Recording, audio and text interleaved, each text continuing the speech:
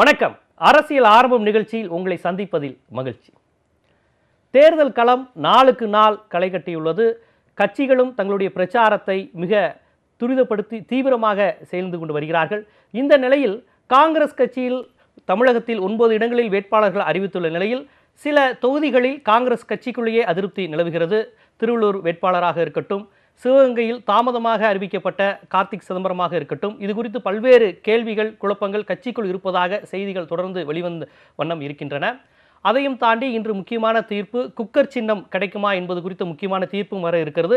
அம்மா மக்கள் முன்னேற்றக் கழகம் மிக நம்பிக்கையுடனும், அது மட்டும் இல்லாமல் குக்கர் சின்னம் தங்களுக்கு மிகப்பெரிய அளவில் வெற்றியை பெற்றுத்தரும் என்ற நம்பிக்கையுடனும் அவர்களும் தொடர்ந்து இருக்கிறார்கள். இந்த சின்னம் இந்த தேர்தலில் எந்த அளவிற்கு ஒரு முக்கிய வினையாற்றுகிற சக்தியாக இருக்கும்? இரட்டை இலை, உதயசூரியன், இதற்கு இணையாக பல்வேறு சுயேட்சை சின்னங்கள், இவையெல்லாம் மக்களிடம் செல்வாக்கு பெறுமா, அல்லது சின்னங்களை தாண்டி மக்கள் பொதுவான வேட்பாளர்கள், கட்சி என்று பார்த்து வாக்களிக்கக்கூடிய பக்குவத்துடன் இருக்கிறார்களா என்பதெல்லாம் குறித்து தான் இன்றைய அரசியல் ஆர்வம் நிகழ்ச்சியில் விரிவாக பேசியிருக்கிறோம். இது குறித்து நம்மிடம் கருத்துக்களை பகிர்வதற்காக மூத்த பத்திரிகையாளர் பிரியன், காங்கிரஸ் கட்சியை சேர்ந்த செல்வ பெருந்தகை ஆகியோர் நமது அரங்கிற்கு வந்திருக்கிறார். சார் வணக்கம். சார், உங்களிடமிருந்தே கேட்போம். காங்கிரஸ் கட்சியில் பொதுவாக தேர்தல் சமயங்களில் ஒரு குழு மனப்பான்மை, குழு அரசியல், இந்த வேட்பாளரை நிறுத்தி இருக்கக்கூடாது, அவர்களுக்கு எதிரான ஒரு கட்சிக்குள் ஒரு பேச்சு இருக்குது, இந்த மாதிரி விஷயங்கள் பொதுவாக நடைபெறுவது தான், எல்லா கட்சியிலும் இருப்பது தான். இருந்தாலும் காங்கிரஸ் கட்சியில் கொஞ்சம் அதிகமாக இருக்கும். இந்த முறை திருவள்ளூர் வேட்பாளரை எதிர்த்து அவரை மாற்ற வேண்டும்னு ஒருவர் தீக்குளிக்கிற அளவுக்கு போயிருக்கிறாங்க. என்ன பிரச்சனை? இப்போ இது கட்சியில், கூட்டணியில் வெற்றி தோல்வியை தீர்மானிக்கிற சக்தியாக மாறிடாதா இந்த மாதிரியான குழு அரசியல்லாம்? இல்லை, இது குழு அரசியல்னு சொல்ல முடியாது. காங்கிரஸில் கொஞ்சம் ஜனநாயகம் எல்லா கட்சியை விட அதிகம். சொல்லலாம். ஆமாம், ஜனநாயகம் அதிகம். ஆகையால் தன்னுடைய உள்ளே இருக்கிற குமரர்களை வெளிப்படுத்துகிறாங்க. அதே சமயத்தில் அந்த வெளிப்பாடு ஜனநாயக ரீதியாக இருக்கணும். அதை மீறி போகக்கூடாது. கட்சிக்கும் பிரச்சனை வரக்கூடாது. ஒரு வாக்குகளும் வெற்றி வாய்ப்பை இழப்பதற்கு காரணமாக இருந்துடக்கூடாது. இந்த சம்பவத்தில் என்னை பொறுத்த வரைக்கும் உடன்பாடு கிடையாது. ஏன் உடன்பாடு கிடையாதுன்னா, தலைமை அறிவிச்சிடுச்சு. தலைமையை அறிவிச்சதை நம்ம அக்செப்ட் பண்ணி தான் ஆகணும், போய் வேலை பார்க்க தான் ஆகணும். அந்த அடிப்படையில் தான் இப்போ நம்ம தமிழ்நாடு முழுவதும் எங்கள் துறை வேலை பார்த்துட்ருக்கு.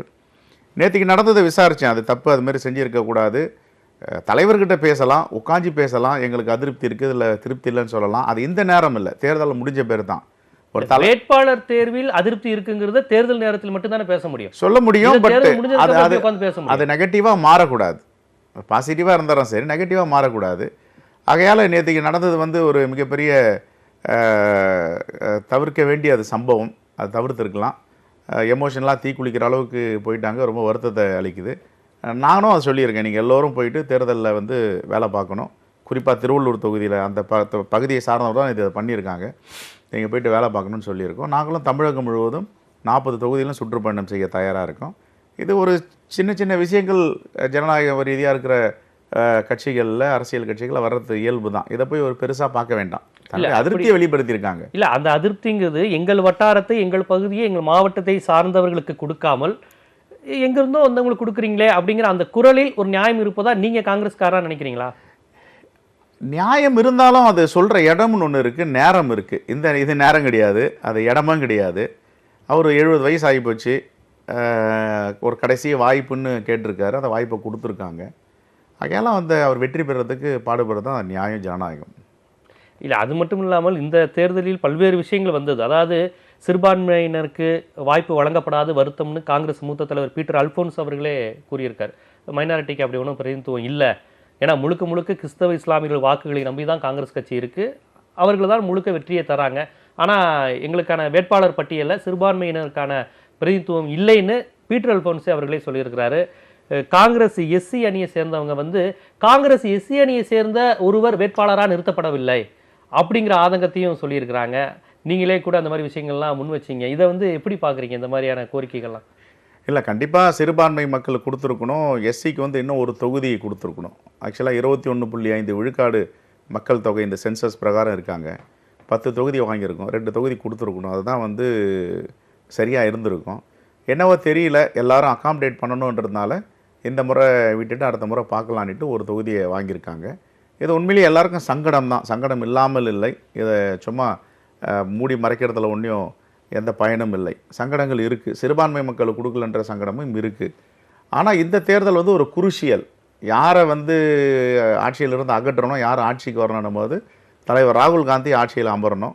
ஆகையால் வந்து எல்லாத்தையும் மறந்துட்டு சில இடங்களில் விட்டு கொடுக்க வேண்டியது இருக்குது, சில இடங்களில் காம்ப்ரமைஸ் பண்ண வேண்டியது இருக்குது, சில இடங்களில் சகிச்சிக்க வேண்டியிருக்கு, சில தவறுகள் நடக்க தான் செய்யும். இப்படிப்பட்ட ஒரு பெரிய கட்சிகளில் சிறுபான்மை மக்களுக்கு ஒரு தொகுதியும் இல்லை என்பது உண்மை.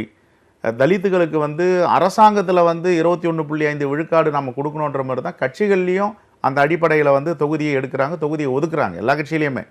இன்றைக்கி திராவிட முன்னேற்ற கழகம்னு பார்த்தீங்கன்னா 2-3 வேட்பாளர் நிறுத்தியிருக்காங்க, கம்யூனிஸ்ட் ஒரு வேட்பாளர் நிறுத்தியிருக்காங்க, பாட்டாளி மக்கள் கட்சி ஒரு தொகுதி தனித்து, கம்யூனிஸ்ட் 2 தொகுதி வாங்கியிருக்காங்க, 2ல் 1, ஏறக்குறைய 50 விழுக்காடு ரிசர்வேஷனை வந்து கம்யூனிஸ்ட் கொடுக்குது. பாட்டாளி மக்கள் கட்சி ஒரு தொகுதி நிறுத்துறாங்க, விடுதலை சிறுத்தைகள் 100% நிறுத்துறாங்க. இது கட்சி கொடுக்காவிட்டாலுமே, அதாவது இது வந்து காங்கிரஸ் கட்சியில் உள்ள தலித் வேட்பாளர்களுக்கான கோரிக்கையை எடுத்துக்கலாம். ஒட்டுமொத்தமா தலித் தொகுதிகளை தலித்து தான் எல்லா கட்சியிலும் நிறுத்தி ஆகணும்.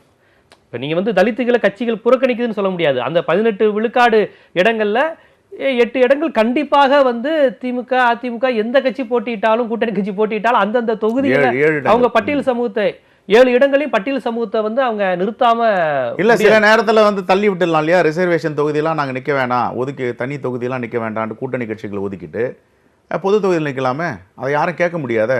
ஆனால் அவர்களுக்குன்னு ஒரு கடமை இருக்கு. ஆனால் ஏதோ ஒரு பட்டியல் சமூகத்தை சேர்ந்தவர் தான் அந்த இதில் போட்டிட்டு ஆகணும். ஒன்று அந்த கூட்டணி கட்சியோ அந்த கட்சியோ. திராவிட முன்னேற்ற கழகம் இருக்குன்னா 7 பாராளுமன்ற தொகுதி இருக்கு, 7 பாராளுமன்ற தொகுதியும் ஒதுக்கி விட்டுட்டு கூட்டணி கட்சிகளாம் நான் பொது தொகுதியில் நிற்கலான்னு முடிவு எடுக்கலாம், அவங்க யாரும் கேட்க முடியாது. ஆனால் அவங்க ஜனநாயக அடிப்படையில் இந்த மக்களுக்கு பிரதிநிதித்துவம் கொடுக்கணுன்றதுனால 2-3 தொகுதியில் அவங்க நிற்கிறாங்க. இதுதான் ஜனநாயகம். அந்த ஜனநாயக உரிமையில் ஒரு போதுமான பிரதிநிதித்துவம் இங்கு பட்டியல் சமூகத்தினருக்கு, பட்டியல் சமூக அணிக்கு காங்கிரஸ் கட்சியில் ஒதுக்கப்படவில்லைங்கிற ஆதங்கம் உங்கள்கிட்ட இருக்கு. இல்லை, காங்கிரஸை பார்த்தோன்னே அதுதான் பட்டியலின மக்களுக்கு கருத்தாக விளங்குறது. இந்தியா முழுவதும் பார்த்தீங்களா, இங்கே கக்கன உள்துறை அமைச்சராகியிருக்கு, தலைவராகியிருக்கு, காங்கிரஸ் கமிட்டியோட தலைவராக. இன்றைக்கும் அண்டை மாநிலமான கர்நாடகாவில் துணை முதல்வரே ஒரு தலித் தான் இருக்கார். இப்படி பல இடங்களில் வந்து வரலாற்று சிறப்பு ரீதியாக தலித்துகளுக்கு வந்து முன்னுரிமை கொடுக்குற கட்சி இந்த கட்சி தான், காங்கிரஸ் பேர் இயக்கம், மாற்றுக்கிறதே இருக்காது. ஆனால் இந்த தேர்தலில் 2 வாங்குகிற இடத்துல 1 வாங்கின முறை இது ஒரு டாக் ஆகிடுச்சு. இதை யாரும் மறக்க முடியாது. தலித்துகள் மத்தியில் இந்த கட்சி தானே முன்னுரிமை கொடுக்கணும். அப்படி பார்த்திங்கன்னா வந்து ஒரு கொஞ்சம் கூடுதலாக இல்லாத குறைந்தபட்சம் ஒரு 8 விழுக்காடு மக்கள் தொகை இருக்கிறவங்களுக்கு 2 தொகுதி கொடுத்துருக்காங்களே, 25 விழுக்காடு மக்கள் தொகை உள்ளவங்க 1 கொடுத்துருக்காங்களே, இதில் எங்கே தவறு நடந்திருக்குன்ற பேச்சு டாக்லாம் இருக்குது, இல்லாமல் இல்லை. ஆனால் என்னை பொறுத்த வரைக்கும் பர்சனலாக அப்படி பார்க்குறேன்னா, இந்த தேர்தல் அதுக்கு அப்பாற்பட்டு நரேந்திர மோடியை, பிஜேபியை தோற்கடிக்க வேண்டும், ராகுல் காந்தி காங்கிரஸ் கட்சிக்குள் எழுந்த கட்சியினர் மத்தியில் எழுந்திருக்கக்கூடிய பரவியிருக்கக்கூடிய இந்த அதிருப்தி அலைகள், பிரதிநிதித்துவம் இல்லை என்பதும், வேட்பாளர் தேர்வில் அதிருப்தி என்பதெல்லாம் பெரிய லெவலில் எடுபடாதுன்னு நினைக்கிறீங்களா? தேர்தல் முடிவு இல்லை, இது எடுபடக்கூடாது, அதுதான் என்னுடைய விருப்பம். எடுபடக்கூடாதுன்னு நினைக்கிறீங்க? ஏன் சொல்கிறேன்னா, வருத்தங்கள் இருக்கலாம், சங்கடங்கள் இருக்கலாம். இந்த தேர்தல் வந்து வெற்றி பெற ஒரே இலக்கு தான், காங்கிரஸ் பேர் இயக்கம் வெற்றி பெறணும், திராவிட முன்னேற்ற கழகம் வெற்றி பெறணும், கூட்டணி கட்சிகள் வெற்றி பெறணும், விசிகா, மதிமுக, கம்யூனிஸ்டுகள் எல்லாரும் வெற்றி பெறணும்.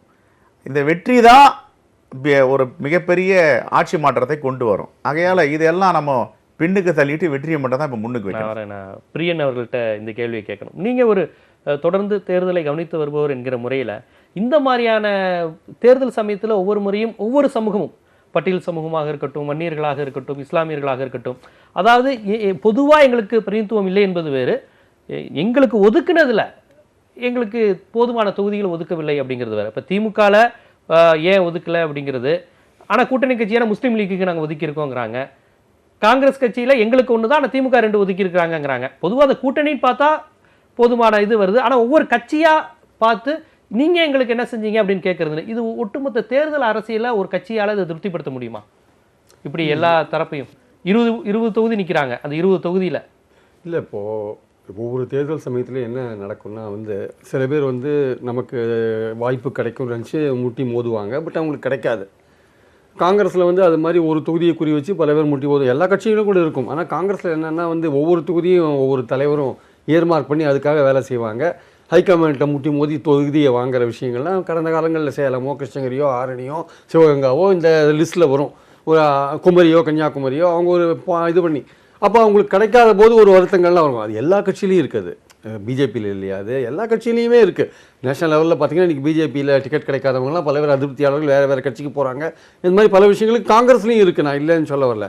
ஆனால் அதில் என்ன பிரச்சனைனா வந்து ஒரு கட்சியை வந்து ஒரு வேட்பாளரை தேர்ந்தெடுக்கப்பட்ட பிறகு வேட்பாளர் அவர்கள் வந்து இந்த கட்சிக்காரர்கள் வந்து ஒரு இனிஷியலாக குரல் கொடுக்குற விஷயம் இருக்குது பார்த்தீங்களா, அது இயல்பான ஒரு விஷயம். அவர்கள் அப்புறம் வந்து கட்சி கட்டுப்பாட்டுக்கு ஏற்றுக்கொண்டு வேலை செய்வாங்க. இன்ஃபேக்ட் பார்த்தீங்கன்னா 96 வந்து காங்கிரஸ் கட்சி கூட்டணி ஏடிஎம்கேவோட அமைச்சரை எதிர்த்து கட்சியே ஒரு வெளியில வந்து தமிழ் மாநில காங்கிரஸ் வெளிப்படையாவே எதிர்ப்பு தெரிவிச்சு புது கட்சியா மாறிட்டாங்க. இண்டிவிஜுவல்ஸ் வரது ஒரு பக்கம், ஒரு குரூப் வந்து கட்சியே ஆரம்பிச்சது நம்ம பார்த்தோம். அதுக்கப்புறம் காங்கிரஸ் சேர்ந்தாங்க, இப்போ தனியாக போயிட்டாங்கிறது வேற விஷயம்.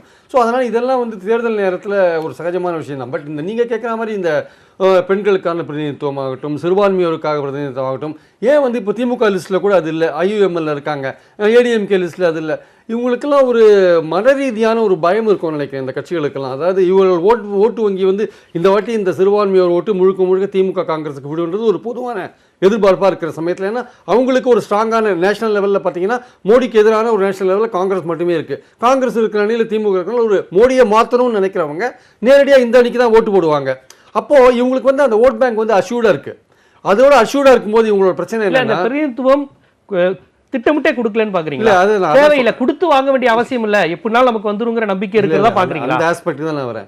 இவங்களுக்கு வந்து இந்த கட்சியில் தலைவர்களுக்கோ இல்லை அந்த கட்சிகளுக்கோ ஒரு ஒரு அச்ச உணர்வுன்னு சொல்ல முடியும், ஒரு தயக்கம். என்னன்னா, ஏன்னா எதிரணியில் செய்யப்படுற பிரச்சாரம், பிஜேபி தரப்புலேருந்து செய்யப்படுற பிரச்சாரம் இருக்குது பார்த்தீங்களா, இவர்கள் வந்து சிறுபான்மையோர் ஓட்டு வங்கியை முழுக்க கவர்ற இவங்களுக்கு வர ஒரு நிலை இருக்கும்போது பிஜேபியோட பிரச்சாரம் எப்படி இருக்கு? அவங்க ஓட்டு வந்து ஹிந்து கன்சால்டேஷன்ல இருக்கு.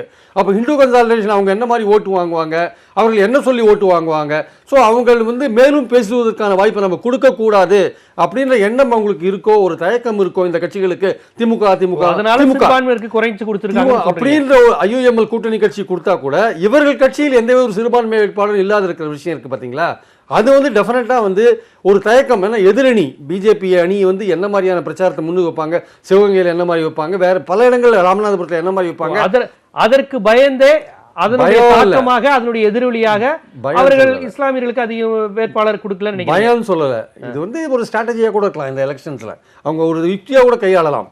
வேற ஒரு 2009 வந்து திமுக ஆட்சியில் இருந்தது. அப்போ வந்து சில ரிஸ்க்லாம் அவங்க எடுப்பாங்க. புது கேண்டிடேட்டை போடுவாங்க, பல விஷயங்களை முயற்சி பண்ணி பார்ப்பாங்க. தொகுதி விட்டு தொகுதி இப்போ EVKS இப்போ போய் நிற்கிறாங்க தேனியில், அந்த மாதிரி பல கேண்டிடேட்டை வெளியில் நிறுத்துவாங்க. ஆளுங்கட்சியாக நீங்கள் இருக்கும்போது அல்ல ஒரு ஆளுகிற கட்சிகளுக்கு எதிராக ஒரு அலையடிக்கிற நிலையை வரும்போது நீங்கள் எங்கே போய் நின்னாலும் ஜெயிச்சிருவீங்க நீங்கள் அந்த மாதிரி. ஆனால் இப்போ வந்து குரூஷியல் எலெக்ஷன், இது வந்து ரொம்ப டைட்டாக நீங்கள் கண்டெஸ்ட் பண்ணுற ஒரு எலெக்ஷனில் வந்து எந்த விதமான ரிஸ்க்கும் நீங்கள் குறைந்தபட்ச ரிஸ்க் தான் எடுக்கணுமே தவிர ரொம்ப அதிகபட்ச ரிஸ்க் எடுக்கக்கூடாது. இப்போ EVKS போட்டதெல்லாம் அதிகபட்ச ரிஸ்க், தலைவருக்கு சீட் கொடுக்கணும்னு நீங்க போட்டிருக்கீங்க, அதெல்லாம் கொஞ்சம் அதிகபட்ச ரிஸ்க். இப்போ நீங்க தேர்தலில் 40 தொகுதியும் திமுகவும் அதிமுகவும் நிக்கல. இப்போ அந்த மாதிரி பெரிய கட்சிகளுக்கு 20 தொகுதி தான் வாங்கியிருக்கிறாங்க.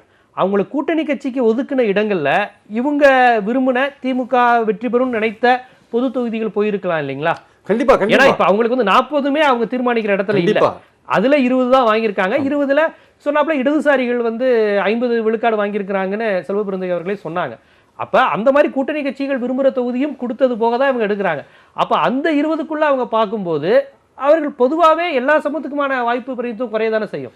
கண்டிப்பா குறையதான் செய்யும். அவங்களுக்கு இருக்கிறதே குறைவான சீட். நம்பிக்கையா தரக்கூடிய தொகுதியில இவங்க கட்சியில உள்ள ஒரு வன்னியரை ரொம்ப பிரசித்தி பெற்றவராக இருக்கலாம், ஆனா அது அவங்க கூட்டணி கட்சிக்கு போயிருக்கலாம்.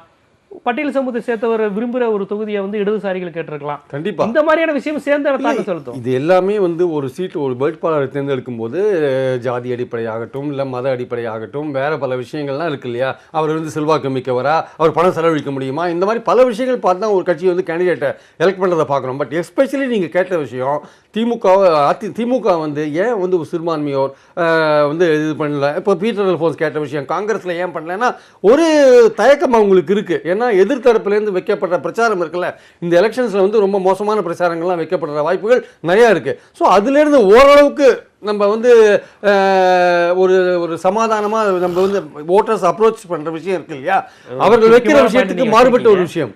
இதில் இவர் KS அழகிரி நேற்று ஒன்று சொல்லியிருக்காரு. ராகுல் காந்தி என்ன சொல்லியிருக்காருன்னா, ஒரு குடும்பத்தில் ஒருவருக்கு தான் அப்படிங்கிறதுல நாங்கள் தெளிவாக இருக்கிறோம் அப்படின்னு அவர் குறிப்பிட்டதா KS அழகிரி வந்து சொல்லியிருக்கிறாங்க. அப்படி பார்த்தா ராகுல் காந்தி சோனியா காந்தி இந்த 2 பேரில் யாராவது ஒருவர் தானே இந்த தேர்தலை நிறுத்துக்கிற மாதிரியான ஒரு சூழல் வரும். இப்போ KS அழகிரி சொன்னதை நாங்கள் எப்படி புரிஞ்சுக்கிறது? இல்லை, அது வந்து அந்த குடும்பத்தை பொறுத்த வரைக்கும் எக்ஸம்ஷன் இருக்குது. ஏன்னா இந்த நாட்டுக்காக ஒரு மிகப்பெரிய தியாகம் செஞ்ச குடும்பம். எந்த நேரத்தில் என்ன நடக்கும்னு தெரியாதுன்றதால தான் அவ்வளோ பெரிய பாதுகாப்பு அவங்களுக்கு கொடுத்துருக்காங்க. சில எல்லா விமான நிலையங்களையும் அவங்களுக்கு சோதனையே கூட கிடையாது. அந்த அளவிற்கு வந்து ஒரு த்ரெட் இருக்குது இந்த சமூகத்திற்காக, தமிழ் சமூகத்திற்காகவும் இந்திய சமூகத்திற்காகவும் இந்த நாட்டுக்காகவும் வந்து தன்னுடைய வாழ்க்கையை அர்ப்பணித்த குடும்பம். ஆகையால் இந்த காங்கிரஸ் சிஸ்டம் எல்லாம் அதில் பொருந்தாது. பொதுவான விதிகள், நியமனங்கள், கட்டுப்பாடுகள் எதுவும் அந்த குடும்பத்துக்கு பொருந்தாது. அவர்கள் தனி இல்லை, அவர்கள் அது மாதிரி ஒரு சூழலில் வாழ்ந்துட்டு இருக்காங்க. ஒரு மிகப்பெரிய தியாகம் செஞ்ச குடும்பம் அந்த குடும்பம், திரு ராகுல் காந்தியோட குடும்பம். ஆகையால் அவங்கள போயிட்டு எல்லாரோடையும் ஒப்பிட்டு பேச முடியாது, அது பொருந்தாது அவங்களுக்கு. ஏன்னா பாருங்கள், அவங்க கண்ணு முன்னாடியே தன்னுடைய மாமியார் பாட்டியை வந்து துப்பாக்கி முனையில் சுட்டு கொலை செஞ்சாங்க. அதுக்கப்புறம் அவருடைய கணவர் ராகுல் காந்தியுடைய தந்தை தமிழ்நாட்டுக்கு வந்து திரும்பவே முடியல, ஒரு உருவா கூட போகலை. இப்படி பல தியாகங்களை செஞ்ச குடும்பம், அவங்களுக்கு போயிட்டு இந்த லாஜிக்லாம் பொருந்தாது, அது நியாயமும் இல்லை. அது ஒரு காங்கிரஸ்காரராக நீங்கள் ஒரு விளக்கத்தை அதுக்கு தந்திருக்கிறீங்க. ஏன்னா குடும்ப வாரிசு அப்படிங்கிறதுக்கு ஒரு தடை போட்டதும் அவங்களுடைய விதி தான். அந்த விதி அவங்களுக்கு பொருந்தாதாங்கிற அடிப்பில் தான் அந்த கேள்வியை நான் கேட்டேன். அதற்கு அடிப்பில் அதுக்கு தொடர்ந்து சார் குறிப்பிட்ட ஒரு முக்கியமான விஷயம், தேனியில ஈவி.கே.சி. இளங்கோவனுக்கு கொடுத்தது வந்து பொருந்தாமல் இருக்குது. இது எல்லாமே காங்கிரஸ் அங்கு உள்ள வட்டார மாவட்ட காங்கிரஸ் நிர்வாகிகளுக்கு ரொம்ப அதிருப்தியாக இருக்குது. தேனி மாவட்டத்துக்கும் அவருக்கும் என்ன தொடர்பு, எந்த அடிப்படையில் இவங்க வராங்க, இது எதிர்த்தரப்புக்கு மிகப்பெரிய பலமாயிருமேங்கிற ஒரு வாதத்தை வைக்கிறாங்க. நீங்கள் இதை எப்படி பார்க்குறீங்க? இல்லை, அவர் ஈவி.கே.எஸ். பொறுத்த வரைக்கும் தமிழ்நாடு மட்டும் இல்லை, இந்தியா முழுவதும் தெரிஞ்ச ஒரு பாப்புலர் லீடர். அவர் எதை எடுத்தாலும் நினச்சதை துணிச்சலாக பேசக்கூடியவர், மக்களுக்காக குரல் கொடுக்கக்கூடியவர். செல்வி ஜெயலலிதா அவர்களே கடுமையாக எதிர்த்து போராடினவர் அவர். ஆகையால் வந்து அவருக்கு இது பொருந்தாது. அவர் எந்த தொகுதியினாலும் வெற்றி பெறுவார். 40 தொகுதியில் எங்கே நிற்க வச்சாலும், ஏன்னா கர்நாடகாவில் போய் நிற்க வச்சா கூட வெற்றி பெறுவதற்கு வாய்ப்பு இருக்குது. ஏன்னா அந்தளவுக்கு ஒரு பாப்புலர் லீடர் தான் ஈவி.கே.எஸ். குடும்ப பின்னணி இருக்குது. அவங்க அப்பா வந்து சம்பத் ஒரு மிகப்பெரிய தலைவராக இருந்தார். அவருடைய அதெல்லாம் தேர்தல் அரசியல் எதிரொலிக்குமா? தாத்தா பெரியாருடைய பேரன், இந்த பேக்ரவுண்ட்லாம் இருக்குது அவருக்கு. அது மட்டும் இந்த பேக்ரவுண்டை தாண்டி அவருக்குன்னு ஒரு பெயர் இருக்குது. துணிச்சலானவர், மக்களுக்காக போராடக்கூடியவர், ஒரு போராளி, ஒரு தன்மானத்தோடு வாழக்கூடியவர் அப்படின்னு பல நல்ல பின்னணிகள் இருக்கு அவருக்கு.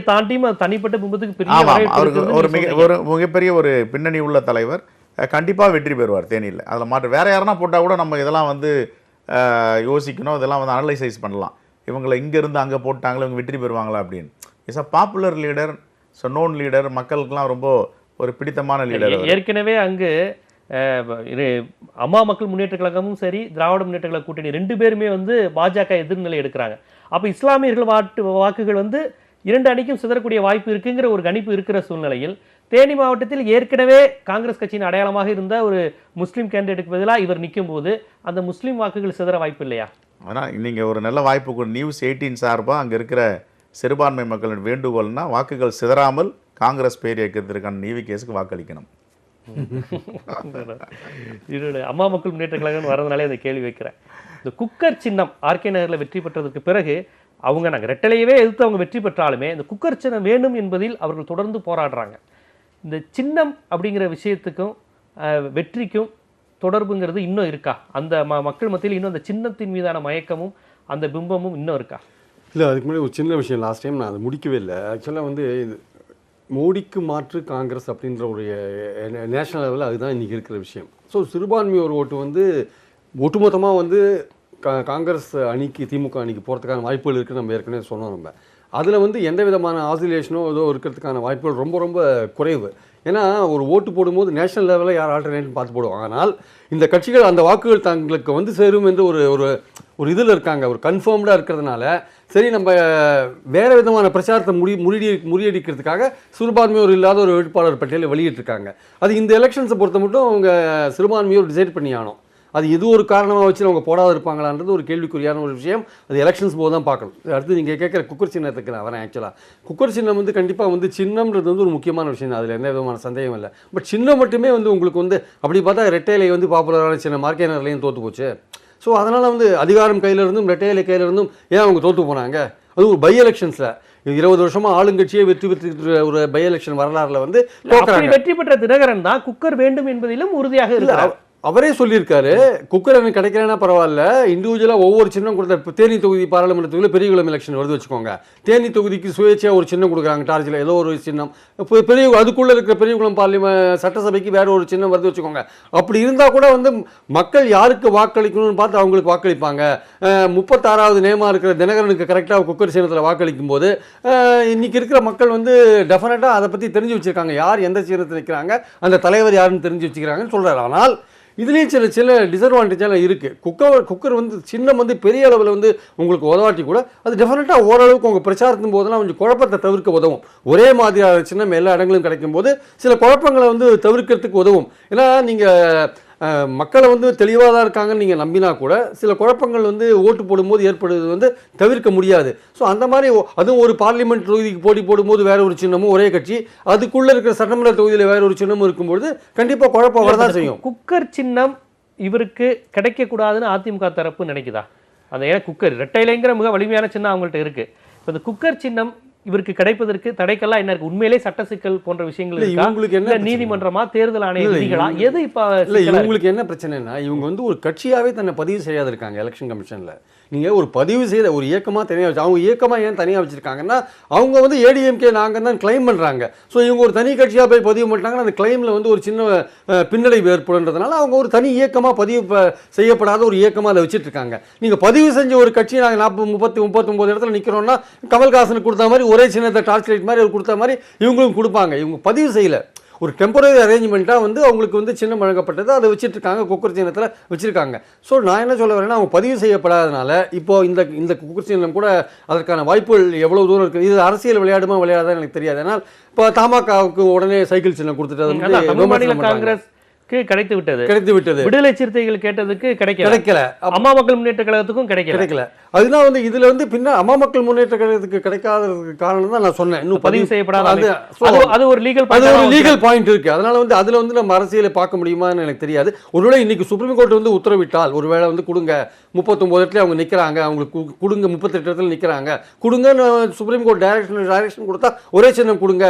ஏன்னா சில விஷயங்களை வந்து ஒரு கட்சி 38 இடங்கள் நிற்கிறதுனா அது பரந்த அளவில் வந்து தமிழ்நாடு முழுக்க இருக்குன்னு தான் அர்த்தம். அது அப்போ வந்து அதுக்கு எலெக்ஷன் கமிஷன் ஷுட் கன்சிடர் பண்ணி கொடுக்கணும் நம்ம. பட் இதுக்கு மேலே அது எலெக்ஷன் கமிஷனோட சுயமான முடிவு தான், அவங்க முடிவு பண்ணலாம் அது ஆக்சுவலாக வந்து. ஆனால் அது முடிவு பண்ணும்போது பின்னாடி சில விமர்சனங்கள் வரதான் செய்யும். சைக்கிள் சின்னம் எப்படி கொடுக்கப்படுதுன்னு ஒரு கேள்வியோட தான் நம்ம பார்க்குறோம். அதனால வந்து வரதான் செய்யும். இன்னைக்கு கோர்ட் என்ன முடிவு, அரசியலும் இருக்கு அப்படின்னு நீங்க சந்தேகப்படுறீங்க. அதே சமயம் அமமுக வழங்கப்படாததுக்கு ஒரு சட்ட ரீதியான காரணமும் இருக்கு அப்படிங்கிறது ரெண்டுமே இருக்கு. நான் செல்வபிரந்திகிட்ட ஒரு நிறைவு கருத்தாக கேட்பது, சின்னம் அப்படிங்கிற விஷயத்தை பொறுத்தவரையும் கடந்த முறை பார்த்தீங்கன்னா சட்டசபை தேர்தலில் அதிமுகவுக்கும் திமுக கூட்டணிக்கும் 1 விழுக்காடு வாக்கு வித்தியாசத்தில் தான் அந்த வெற்றி, ஆட்சி மாற்றம் எல்லாமே நிகழ்ந்தது. அதற்கு ஒரு முக்கியமான காரணமாக தேர்தல் அரசியல் பார்வையாளர்கள் சொன்னது, அதிமுக இரட்டை இலை என்கின்ற வலிமையான சின்னத்தில் 234 தொகுதி நின்னதுங்கிறது ஒரு பெரிய ப்ளஸ், மக்களுக்கு தெரிந்த ஒரு சின்னம். ஆனால் இங்கே டாக்டர் கிருஷ்ணசாமி அவர்கள் கட்சிக்கு தொலைக்காட்சி பெட்டி ஒதுக்குனது, மனிதநேய மக்கள் கட்சிக்கு கப்பன் சாசர் ஒதுக்கி இருக்கிறாங்க. கப்பன் சாசரா ரெட்டைலையா, தொலைக்காட்சி பட்டியா ரெட்டைலையா அப்படிங்கிறப்ப இயல்பாகவே மக்களுக்கு வந்து இரட்டைலை வாக்குகள் வந்திருக்கு. அது ஒரு காரணமாக இருக்கலாம். அதனால் தனிச்சின்னம் சுயேட்சை சின்னம் ஒதுக்குவதில் இது போன்ற சிக்கல்கள் இருக்குன்னு ஒரு பார்வை வருது. நீங்கள் அதை எப்படி பார்க்குறீங்க? சின்னம்லாம் வந்து பிரச்சனையே இல்லை, மக்கள் டிசைட் பண்ணிட்டாங்கலாம் அது எந்த சின்னமாக இருந்தாலும் வாக்களிப்பாங்க. 2006 வந்து நான் மங்களூர் தொகுதியில் போட்டிக்கிட்டேன். எனக்கு வந்து மணி சின்னம் ஒதுக்குனாங்க. என்னங்க மணி சின்னம் யாருக்குமே தெரியாது அப்படின்னாங்க. நாங்கள் அந்த சின்னத்தை அப்படியே கோவில் மணின்னு மாற்றிட்டோம். கோவில் மணியாக எடுத்துகிட்டு போயிட்டு வீட்டில் எல்லார் வீட்லேயும் மணி இருக்கும், நல்லதுக்கு மணி அடிப்பாங்க, கெட்டதுக்கும் மணி அடிப்பாங்க. அதில் மணி சின்னத்துக்கு வாங்க. மணின்றது அதை எடுத்து போய் ரீச் பண்ணுறதுக்கே ரொம்ப காலதாமதம். ஆனால் மக்கள் வந்து புரிஞ்சுட்டாங்க, இவங்க தனியாக நிற்கிறாங்க, மணி சின்னம் ஒரு பெரிய உதயசூரியன் ரெட்டலை மாதிரி சின்னத்துக்கும் அதுதான் சொல்கிறேன். புரிஞ்சுக்குவாங்க. என்னை எதிர்த்து நின்னது உதயசூரியன். இப்போ உதயசூரியனை எதிர்த்து நான் மணி சின்னத்தில் வெற்றி பெற்றேன். அப்போ அங்கே சின்னம்ன்றது பிரச்சனை இல்லையே, மக்கள் டிசைட் பண்ணணும். அது எந்த சின்னம்லாம் கிடையாது, முடிவு பண்ணிட்டாங்களா வாக்களிச்சிருவாங்க. கண்டிப்பாக பெரிய சின்னம் சின்ன சின்னம்ங்கிறதை தாண்டி கட்சி அந்த கால சூழலை தான் மக்கள் பார்ப்பாங்க. கட்சி, வேட்பாளர், அந்த அரசியல் சூழல். இப்போ பெரிய சின்னம் தான் அப்படி என்பதற்கும் வாதம் வைக்க சில உதாரணங்கள் உண்டு. சுயேட்சையாக நின்று வெற்றி பெற்றிருக்கேன் என்பதற்கு நீங்கள் சொன்ன உதாரணம் 2 உதாரணங்களும் இருக்குது. இன்றைய அரசியல் ஆரம்பத்தில் பல்வேறு கருத்துக்கள், வரலாற்று பார்வையோடு நீங்கள் இருவருமே முன் வச்சிருக்கீங்க. அதுக்காக உங்கள் இருவருக்கும் நன்றி. நன்றி, வணக்கம். மீண்டும் ஒரு அரசியல் ஆரம்பத்தில் சந்திக்கலாம்.